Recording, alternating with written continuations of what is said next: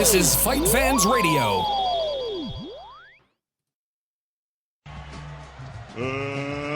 Let's get ready to rumble! Oh my God! Unbelievable! Down goes Frazier! Down goes Frazier! It's time! You're listening to New Mexico's only mixed martial arts and boxing podcast, The Low Blow, on AtomCombatSports.com and Fight Fans Radio. It is episode 135, The Low Blow. I am Justin Gidjon, joined by Jorge Hernandez. What's up, man? Just excited, man. This March Madness thing drives me insane. It's my favorite time of year with sports. Yeah, it's pretty crazy. We're The Low Blow Radio. We're on Fight Fans Radio, U.S. Combat Sports, and SouthwestFight.com. It's his special Wednesday night edition. And you may be wondering why we're doing this on a Wednesday night. It's because our neck of the woods, this is kind of like our Super Bowl. We have no pro team in New Mexico besides combat sports. The New Mexico Lobos basketball team is pretty much the only professional sports team to really follow here. And they're in the NCAA tournament, and they have huge expectations. So they play tomorrow. So myself and Jorge will either be celebrating or drowning our sorrows in one way or another tomorrow night. So that's why we're doing this tonight. So we're in good spirits doing the show today. Today we're going to talk about real quickly UFC 158. We're going to talk about the new season of The Ultimate Fighter featuring both men and women of 135 pounds. We're also going to talk about Timothy Bradley involved in a Fight of the Year candidate. So he is involved in one of the most controversial decisions in boxing in the last couple of years, and after that fight, he puts on a classic, so we'll talk about that. And we'll discuss HBO losing Golden Boy, but perhaps keeping Adrian Broner and even Manny Pacquiao to their roster. You can get in touch with Fight Fans Radio through Facebook, Twitter, YouTube, and Ustream using the Fight Fans Radio username. You can get in touch with us through email, lowblow505@gmail.com. Also through Facebook, through the Low Blow Podcast, and through Twitter through @TheLowBlow. So, man, let's get into it right now. Let's talk about UFC 158. We actually watched this together at your place, man. I want to talk about the main event first before we discuss Carlos Condit. It seemed like George St. Pierre had the momentum. If you watch the post-fight press conference, you'll know that Nick Diaz said it himself. He fell flat, got off to a slow start, and got his rhythm towards the end of the fight. George St. Pierre won the fight 50-45, 50-45, and 50-45 to retain the welterweight title. But it seems like Nick Diaz was having some success in the later rounds, blocking some of George St. Pierre's takedowns, even getting back to his feet several times. George St. Pierre alluded to how Nick Diaz's jiu-jitsu is something he'd never seen before. So Nick Diaz had his moments in this fight, landed some huge body shots, but he just seemed kind of lackluster out there. Do you think Nick Diaz kind of threw this fight away? Because a lot of people are saying, George St. Pierre just took him down and hugged him.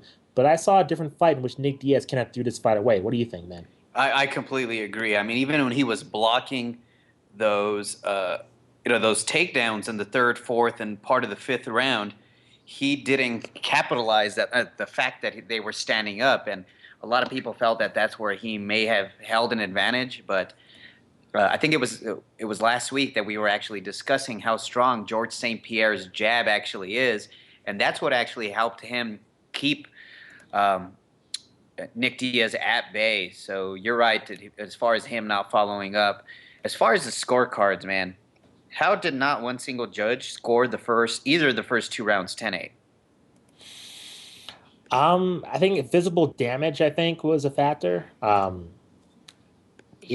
10-8 round, it's rare to score when it wasn't like Nick Diaz was about to be finished, in my opinion. I think while it was a dominant round, I think, the unofficial rule is one guy has to be completely dominating another in a way that he almost stops the fight, but he somehow survives, or he knocks him down multiple times. I don't think that happened. I think George St. Pierre had a dominant round, but I don't think not enough to warrant a 10-8 round on the judges' scorecards, in their opinion.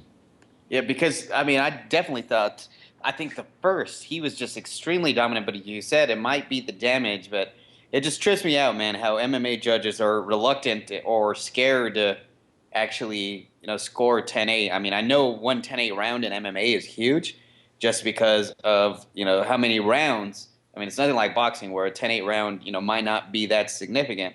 But in MMA, it is huge. But I thought St. Pierre dominated the first half of the fight, and Diaz blew his chance in the third and fourth round. I was I was just completely confused because I didn't think George St. Pierre. I think personally, Nick Diaz. It was weird because Carlos Condit caused more damage to George St. Pierre, but Nick Diaz had way more success in blocking takedowns and getting back to his feet. Carlos Condit tried everything to get back to his feet, and he failed despite his effort. Nick Diaz got back up almost every time and suffered very little damage on the ground.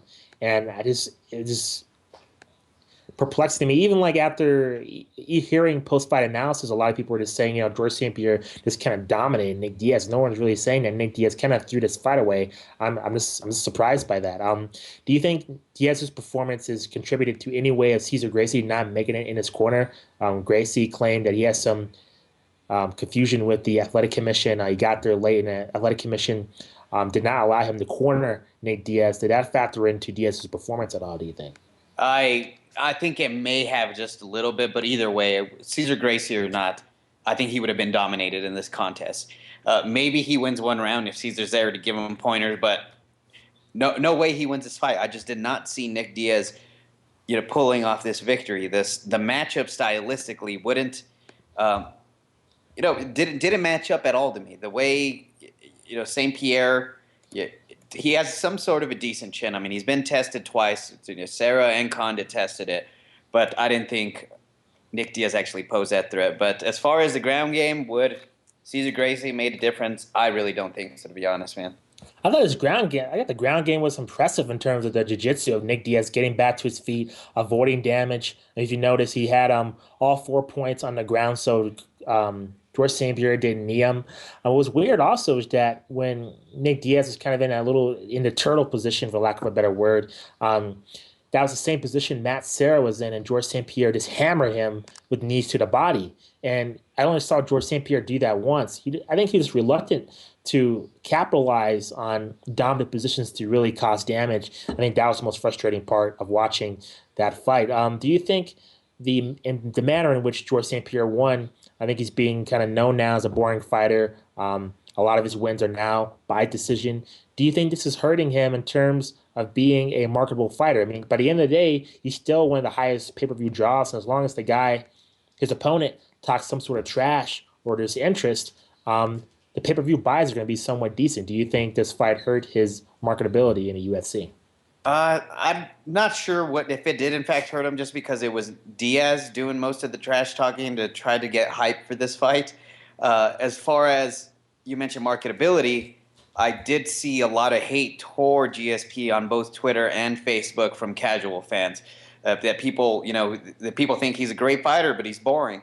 And if someone can pose a threat to beat him, it's people are going to tune in to try to see this guy lose or see this guy win in a dominant fashion, but they keep tuning in, and he's not winning. I mean, he is dominant, but he's not winning in these thrilling fashions that a casual fan would be interested in. Hardcore fans and fighters themselves, they appreciate the art of GSP, but the style isn't going to do anything to, put him in the mainstream as one of the top athletes in the world, I don't think. I even going a step further. I've seen a lot of media members too criticize George St. Pierre's game also, and saying that he's not really that fun to watch either. So I think besides that, I think that's kind of irrelevant as long as he's drawing. I think the pay-per-view buys were around 800,000. So did you think he was going to be more competitive? Diaz, that is? I thought when he was blocking those takedowns and getting back to his feet, I'm like, we got to fight here. Now it's business. And he really, I don't know, it was kind of loud when we were here. I'm not sure if the announcers referred to Nick Diaz blocking the takedowns and getting back to his feet as some kind of big deal. So I'm not sure about that, but as a big deal to me. I'm like, no one's really done this to George St. Pierre before. Oh. He needs to be on the attack because now he could be aggressive and not really worry about being taken down too much if he's blocking the takedown. But it just seemed like Nick Diaz wasn't that aggressive. And I think, as much as his antics and a lot of the things he said in the post-fight press conference were bizarre, I think he holds a decent case of having a rematch in the future. I don't think I think he has to earn it. I don't think he warrants an immediate rematch, but if he's willing to fight some of the top 10 guys in that division, I don't think he's iced out of that title fight compared to Carlos Condit. Um, but I was just surprised at how Nick Diaz did not take advantage of his opportunities to hurt George St. Pierre when he blocked the takedown. I was pretty surprised by that. Yeah, and just very quickly, so you're saying that because he was able to solve the takedowns, he would warrant a rematch? Um, Not immediately. I think he have to earn it. I think he needs to be, certainly, McDonald's up there. Maybe another fight with Condit. Of course, Johnny Hendricks, Ellenberger, any of those guys. 2 wins like that. I think there'd be interest for another rematch. I don't know why he was out to that slow start if he was just doing so well and later in that fight. It was just bizarre to me because compared to Carlos, which he tried everything and his George St. Pierre was just a better man. I think Nick Diaz is. I don't know. He just didn't really take advantage of the opportunity. It's kind of frustrating to watch. No, he didn't, and I think it's back down. Actually, I'm looking at the UFC rankings now. Nick Diaz dropped all the way to 6th place. So he's Really? Yeah. Wow. So you got Hendricks, Condit, McDonald, Ellenberger, and Ellenberger. I mean, he surprised the hell out of me, man. Me too. Maya, and Nick Diaz. So Nick Diaz is now 6. You know what would be fun is Martin Kampmann lined up to fight anyone soon? Oh, man, that's a really good question. How about a Diaz Martin Kampmann fight? That would be fun. Yeah, but I think with Diaz's mindset, it's like he wants to be put into major fights. And if you listen to Cesar Gracie, he's like, Vanderlei Silva and Vitor Belfort get all these great fights. And I think Nick Diaz has kind of earned a place beside them. And what do you think about that, about him saying that he'd perform better against Anderson Silva? I think Anderson Silva would kill this guy, to be honest. I really think the George St. Pierre matchup is better. I think Anderson Silva will welcome somebody kind of box him like that and not worrying about being taken down. I think Anderson would beat him up. I just think Anderson, just the psychological mind games that Anderson does, and him as a striker, he's more multidimensional. I think Anderson would beat him up. I think you saw Nick Diaz, as I thought, this guy mentally frazzled in that fight. You saw him swing a punch at George St. Pierre after the bell was rung. You saw him talk trash and really didn't do anything afterwards. I just think with Anderson Silva, he's such a strong, mentally focused fighter that I think it would be very exciting. But with Nick Diaz, he's not really a power puncher. I just think, for every 50 shots that Nick Diaz lands, it only takes one of Anderson Silva's to end the night. I think it would be pretty one-sided, in my opinion. I'm looking at Martin Kampmann here. I don't see that he has a fight lineup anytime soon. I could be wrong about that. His last fight was on the George St. Pierre Carlos Condit card, so I'm not really sure what he's got going on now. Speaking of Condit, let's talk about him and Johnny Hendricks. This fight surprised me. I had it a draw. But I could see them scoring it for Johnny Hendricks. And a lot of people are complaining, Johnny Hendricks just kind of took him down and it kind of hugged George St. Pierre. But I think if you even go on damage, I think Johnny Hendricks might have gotten the better of Carlos Condit in that department too. But I want to ask you, man, along with your opinion on the fight, is Carlos Condit kind of freezed out of the title picture, or do you think, with a couple of wins, 3 or 4 wins, he can get back there? Or do you think Carlos Condit's chances that a title is over in the welterweight division? I think Carlos Condit might be at a crossroads right now because, who knows how long it'll take to get back up there. I'm pretty sure that because Rory wants to fight against him, and now Carlos is still ranked 2nd in that division, him and McDonald are going to fight, and that's one hell of a fight either way. So whatever happens to Condit after that, maybe if he loses, he has to fight Damian Maia somehow in the future. It's just that top portion of that weight class is just so loaded that I can see a situation where Carlos Condit never fights for the title again. But he's still talented enough and young enough. He has age on his side. I mean, the guy's only 28 to actually make a run. I think with 2 wins, Condit's back in the picture. If he beats McDonald, then who knows? Maybe a rematch with Hendricks if Hendricks loses to GSP. Or, even if he beats McDonald, why not a title shot right away? I mean, I think he's earned it. There's no interest. I don't know. It's so weird because he's a lot like Frankie Edgar in that he's very talented and, even he's on like kind of a lesser version of like Frankie Edgar because you can make a case that Edgar beat Ben Henderson in those two fights. I mean, Carlos Condit pretty much lost definitively, not definitively, but it wasn't as controversial as the Frankie Edgar fights. I just think there's not that demand. I think he's just not a draw. I think no one's. They think he's a great fighter, but they're not really captivated him as a personality. He's just.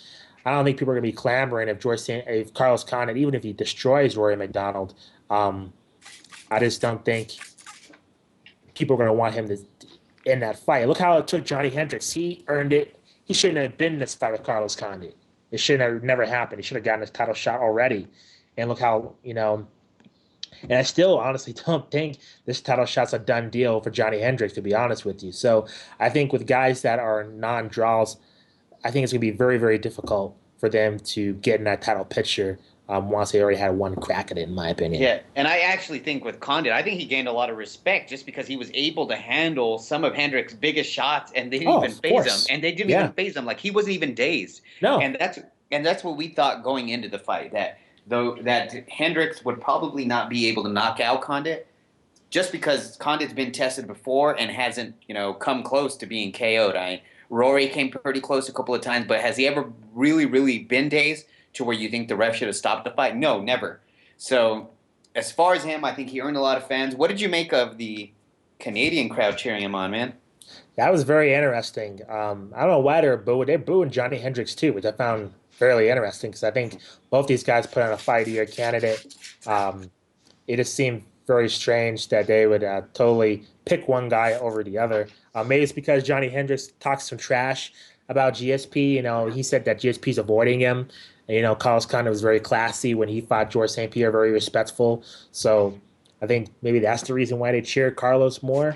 I think it may have been just because he did fight GSP in the same venue recently, last year.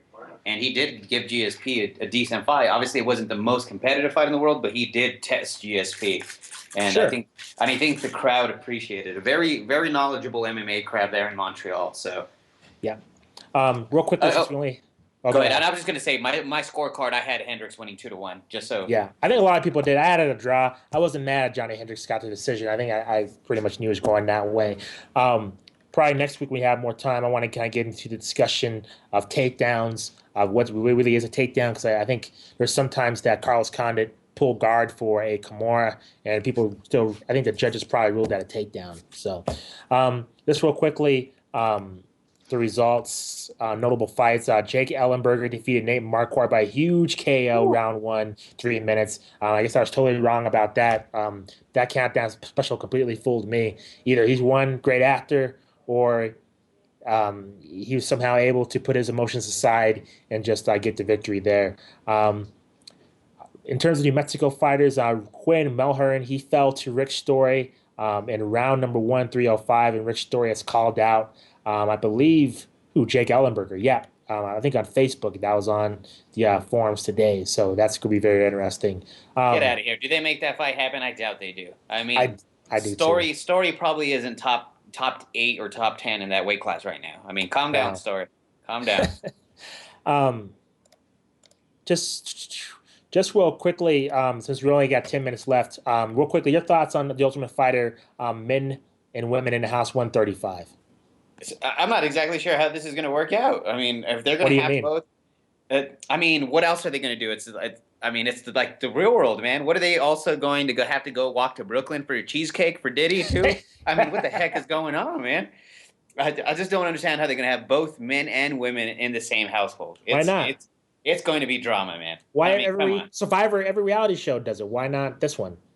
Well, by all means, if you want to sell out the show, sell out the show. They get drunk every. Dude, look at the first season. Chris Lieben annihilated Adore and almost fought Josh Koscheck and Bobby Southworth. Look at all the antics. There's the best MMA street fight in one of the seasons later on. Look at Rampage and Rashad Evans. I mean, there's already antics there. Why not amp it up a little bit more? Well, by all means. I mean, I'm not the biggest fan of the show. I'm actually not really a fan of the show. Yeah. So, so be it. I mean, if that's going to raise their numbers and if this is what Dana White, MMA is plateauing. And if they feel that the show's plateauing, I don't know about MMA. Well, like I guess that's an argument we can have later, as far Yeah, as where sure. where it's actually coming from or where it's actually going. Yeah. As far as I mean, it's just beyond me. I don't know how you're gonna have it. I mean, what if someone gets pregnant, Justin? Are you paying the child support? Hey, it should be as long as there's condoms in their house. I mean, look how many people get pregnant on the real world. I mean, Yeah. Survivor, The Bachelor, Flavor of Love. I mean, we can go down the line here, and from my knowledge, there haven't been any pregnancies on that show. So I just think, to me, I like it. I think this would bring personally. I think the men might not even be on the show. I think I'm calling the shot right now. I think with the tryouts happen, I think there's going to be a lot more women than what Dana White expects. It wouldn't surprise me if it's all women in the house.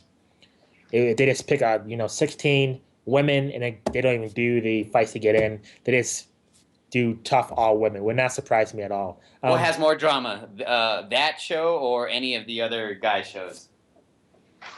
Oh, you mean like this What do you upcoming think? season and then Yeah, this current if season? it is all women, if it is all women, do you think it has Oh, more drama or less drama? Oh, more because not because of of their personalities, but just because the women are going to be more talented. It's going to feature. I guarantee there's going to be women that want to bail on Invicta, which I think Shannon Nant, the CEO of Invicta, will want him to do.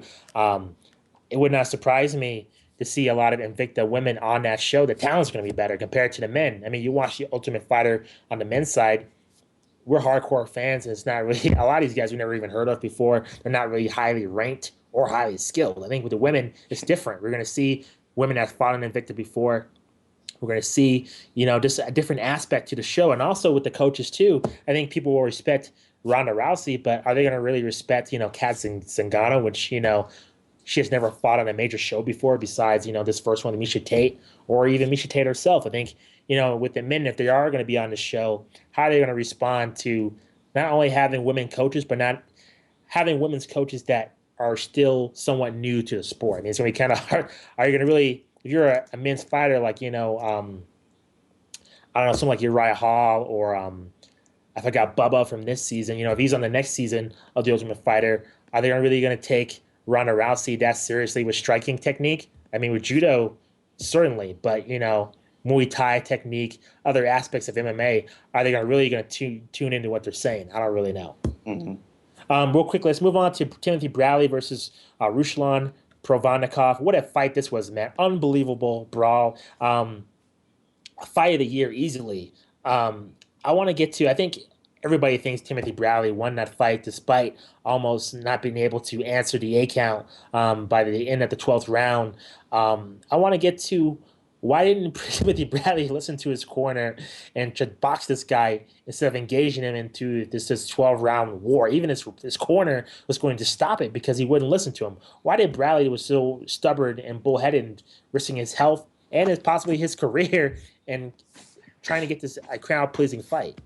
I think a couple of reasons. One, right off the top, I mean, people think it's because he was trying to redeem himself, not necessarily redeem himself, but prove himself after being awarded a decision against Manny Pacquiao in his last outing. But I also think it was a couple of things. Ring rust, and I just don't think he could figure out Ruslan Provodnikov's, style. I mean, he has one style, just bull ahead, and it's difficult when the bull is able to has decent footwork. Now, Ruslan doesn't have the best footwork in the world, but he at least had some sort of coordinated lateral movement. So Timothy Bradley wasn't able to really dance his way out of. I mean, he did a pretty good job after he was really hurt in the first and the second. The third and fourth, he kind of slowed down the tempo there in the middle rounds by boxing. But ultimately, he got tired, probably ring rust, and Provodnikov, dropped the hammer. Crazy fight. I mean, if you guys haven't seen it, MMA, boxing fan, whatever you are, you have to see this fight. Incredible. It was the last round where Timothy Bradley was winning the fight, maybe by a couple of points, and he got dropped by Provodnikov with about 25 seconds left, and he was dazed. I mean, this guy, he looked like he was knocked out standing a few times, and he was still throwing punches. That's just great shape. That's just being in great shape, where he looks out against the ropes and he's still throwing punches. Incredible fight. And Timothy Bradley, if he lost fans or people just didn't like him after the Manny Pacquiao decision, he definitely won a lot of fans just because of the performance him and Provodnikov actually put together. Yeah, it was absolutely a great fight. It's on our Facebook page now. It's on up on YouTube. You can see it now before it's taken down because that was a great fight. We have 5 more minutes to go. I want to get your thoughts on HBO losing the Golden Boy agreement. Can you please go into detail as to what this means for HBO? Apparently, there's an announcement that they're trying to keep Manny Pacquiao and Adrian Broner a part of the stable, but pretty much Showtime is getting all these fights. HBO unable to keep this agreement. Are they going to be only aligned with Top Rank? Does this mean that Top Rank and Golden Boy aren't going to be able to work together? Can you go into detail? What does this mean to a casual boxing fan? Yeah, so to casual boxing fans, this is what it means. It means that Golden Boy and Golden Boy fighters, they're primarily going to be on Showtime. Adrian Broner is a Golden Boy fighter and one of the best up-and-coming fighters, maybe the best fighter of the next generation.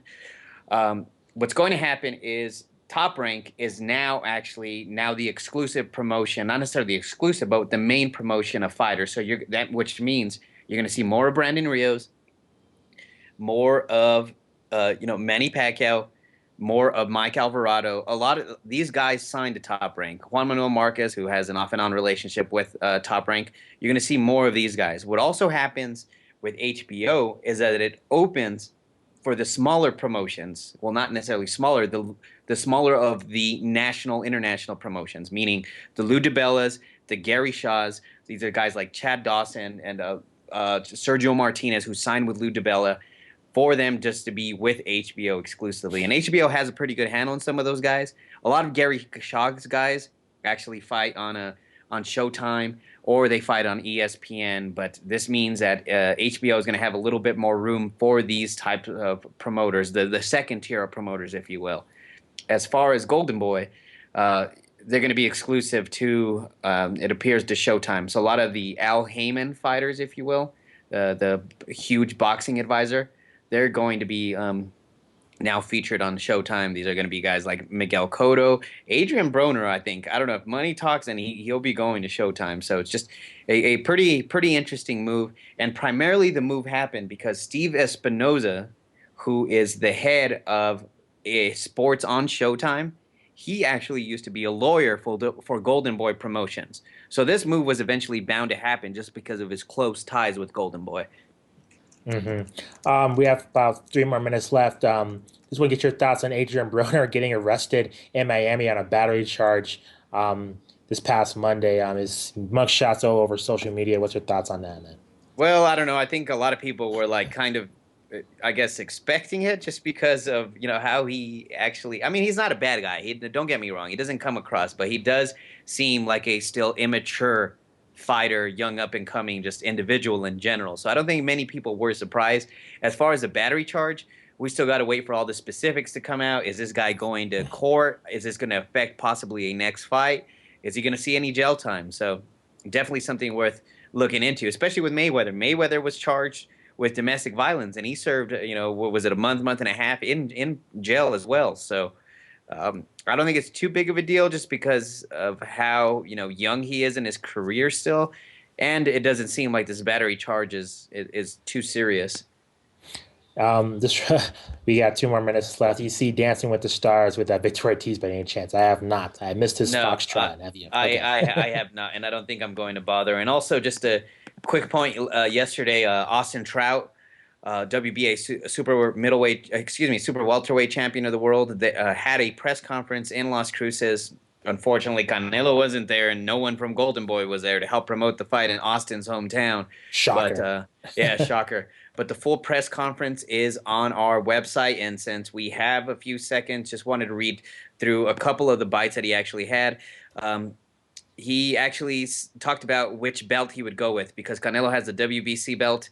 He says that he would go with the WBA because they're the belt that have been with him the whole time. And very good quote here. For me, and this is Austin Trout. For me, it's all about the belt. His brother had the belt, meaning Canelo's brother, Rigoberto, who Austin took the belt from. His brother had the belt, and he has a belt. I took it from his brother, and it so happens I'm going to take it from him too. It's my legacy that he's in the way of, and that's more personal to me than someone beating up my little brother or little sister. So Pretty big words there, and I love it, man. Yep, and that video is up on southwestfight.com and also on our Facebook. If you're just on Facebook, it's on our Facebook page. So with all that, we're going to end the show. Just check us out on the Low Blow Facebook page and on the Twitter feed. Also, email us lowblow505@gmail.com. Also, you can get in touch with Fight Fans Radio that has our show along with the rest of the Fight Fans Radio family through Facebook, Twitter, YouTube, and Ustream. Also, one more thing. We're on iTunes and Stitcher, and Jorge's video interviews with the best combat sports personalities in New Mexico and the Southwest are on our YouTube page at youtube.com/lowblow505. Anything else you wanted to add, Jorge, before we say goodbye? Big fight in Germany this weekend. Arthur Abraham and Robert Stieglitz in Germany. Make sure you guys check it out on Epix or Epix HD. Probably on around 4 p.m. Eastern, but that's a very interesting fight in the super middleweight division there in Germany. Definitely, no doubt. So for Jorge Hernandez, I'm Justin Goodrum, and we'll see you next week. Peace. This has been a Low Blow on Fight Fans Radio, U.S. Combat Sports, and SouthwestFight.com. Go Lobos.